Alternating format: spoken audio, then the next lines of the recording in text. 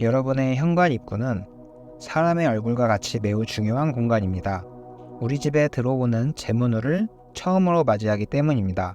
현관의 관리 방식에 따라 운과 재물이 집 안으로 유입되어 재정적 번영을 가져올 수 있습니다.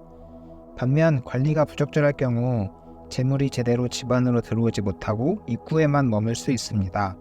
최악의 경우 부정적인 에너지가 집 안으로 유입되어 가족 구성원의 에너지를 빼앗아가고 재물을 소진시킬 수 있습니다. 이번 영상을 끝까지 시청하시면 집안의 운을 해치고 재물을 빼앗아가게 만드는 최악의 현관 풍수에 대해서 배울 수 있습니다. 반대로 재물이 쌓이고 좋은 운이 유입되는 현관 풍수도 배울 수 있습니다. 풍수에서 현관은 좋고 나쁜 기운이 함께 흐르는 중요한 길목입니다. 영상을 끝까지 시청하셔서 여러분의 운이 좋은 길로 이어지길 바랍니다. 구독과 좋아요 눌러주시면 돈이 되는 풍수에 대한 이야기를 지속적으로 받아보실 수 있습니다. 지금 바로 풍수의 향기 시작하겠습니다. 최악의 현관 풍수 중 가장 주의해야 하는 것은 바로 녹입니다. 녹은 도구로 간주됩니다. 과거에는 대문에 녹과 삐걱거리는 소리가 들리면 저 가문은 망할 것이다 라고 믿었습니다. 이러한 관습은 현대에도 유지되고 있습니다. 그래서 현관문을 여닫을 때 삐걱거리는 소리가 나는지 상태를 확인하고 녹이 발견된다면 교체하거나 기름칠하여 소음을 줄이는 것이 좋습니다. 현관 풍수 두 번째로 주의해야 할 점은 신발 정리입니다. 널브러져 있는 신발들은 현관의 기운을 어지럽히고 적절하지 못한 기운이 머물 수 있습니다. 현관은 집 안으로 들어오는 재물운의 시작점이기 때문에 정리되어 있어야 합니다. 손님이 오셨을 때 신발을 놓을 곳이 없거나 더러운 상태라면 좋은 인상을 주지 못할 것입니다. 특히 흙이나 먼지가 묻은 신발은 깨끗이 털어야 합니다. 가족 구성원이 많다면 한 명당 한 쌍의 신발만은 보관하는 것이 좋습니다. 신발장을 사용할 때는 신선한 공기가 유지될 수 있도록 주의하고 습기와 냄새를 방지하기 위해 습기 제거제나 냄새 제거제를 사용하는 것이 좋습니다.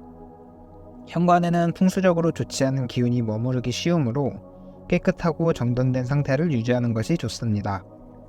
현관 풍수에서 주의해야 할 세 번째 점은 물에 젖은 물건입니다. 현관에는 물과 습기가 재물운을 방해할 수 있습니다. 물은 재물을 상징하지만 고여 있으면 썩어서 부정적인 영향을 줄 수 있습니다. 그러므로 물은 항상 흐르고 맑아야 합니다. 현관에 물이 고이면 안 됩니다. 주로 물에 젖은 우산이나 우비가 해당됩니다. 우산은 필요할 때 사용해야 하지만 사용 후 반드시 물기를 제거하고 보이지 않는 곳에 보관하는 것이 좋습니다. 보관할 공간이 없다면 물기를 완전히 제거하고 우산꽂이에 정리하여 보관해야 합니다. 또한 외출 시에 음식 쓰레기를 현관에 버리는 경우가 있습니다. 그러나 음식물 쓰레기는 물에 고여있고 버려진 기운의 물건이므로 현관에 버리지 않는 것이 좋습니다. 모든 종류의 쓰레기는 현관에 버리지 않는 것이 좋습니다. 이번에는 반대로 돈을 부르는 현관 풍수에 대해 알아보겠습니다. 돈을 부르는 첫걸음은 바로 현관의 조명을 확인하는 것입니다. 여러분의 현관은 충분히 밝은가요? 현관은 집의 얼굴이며 재물운을 처음 맞이하는 곳입니다. 밝은 분위기로 손님을 맞는 것과 어두운 분위기로 맞이하는 것, 어느 쪽이 더 좋을까요? 밝은 분위기입니다. 이는 재물운에도 동일하게 적용됩니다. 긍정적인 에너지는 밝고 청결한 공간에서 번성합니다. 반면 어두우면 긍정적인 에너지가 머물기 어렵습니다. 실제로 어둡게 유지되면 부정적인 에너지가 쌓여 불리한 영향을 미칩니다. 조명이 고장나거나 어두워졌다면 망설이지 말고 바로 교체해야 됩니다. 풍수에서는 조명이 모든 소품 중 가장 중요한 요소입니다. 집을 밝게 유지하는 것이 소품의 긍정적 효과를 극대화합니다. 돈을 부르는 두 번째, 바로 소금 항아리를 활용하는 것입니다. 예로부터 소금은 양의 기운이 충만한 것으로 간주되어 왔습니다. 바닷물에서 태양빛을 받아 얻어진 양의 기운의 결정체가 바로 소금입니다. 따라서 음의 에너지나 부정적인 영향이 있는 곳에 소금을 두면 양의 기운이 강화되어 음의 에너지를 중화시키는 효과뿐만 아니라 현관에 두게 되면 금전운을 유도하고 해로운 영향을 제거하는 효과도 있습니다.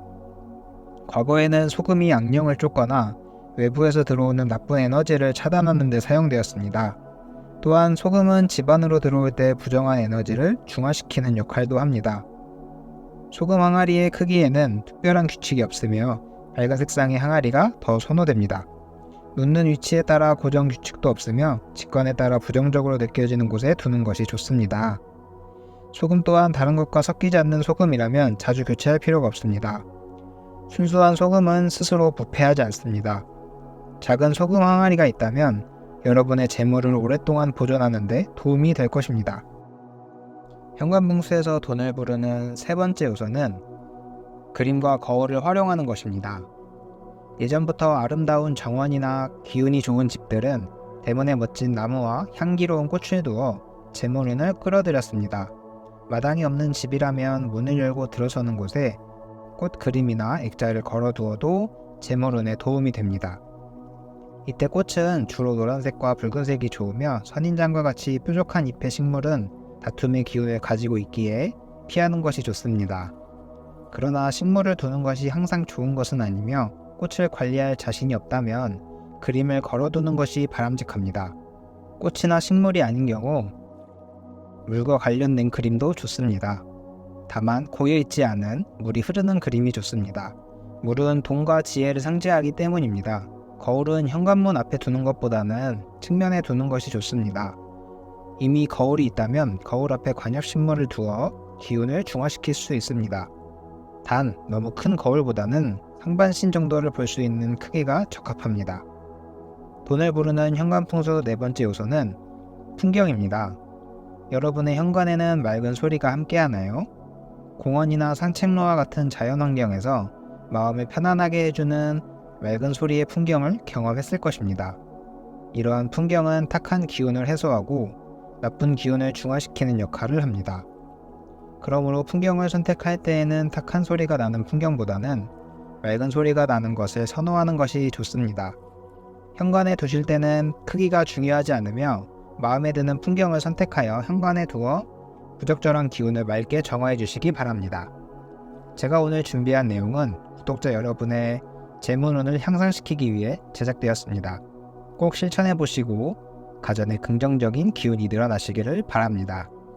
오늘의 영상이 도움이 되었다면 주변 사람들과 공유를 해주세요. 구독과 알림 설정을 하시면 앞으로도 유익한 풍수 정보를 받아보실 수 있습니다. 다음 영상에서도 도움이 될 풍수 정보를 제공해 드리겠습니다. 오늘도 건강하고 행복한 하루 보내세요.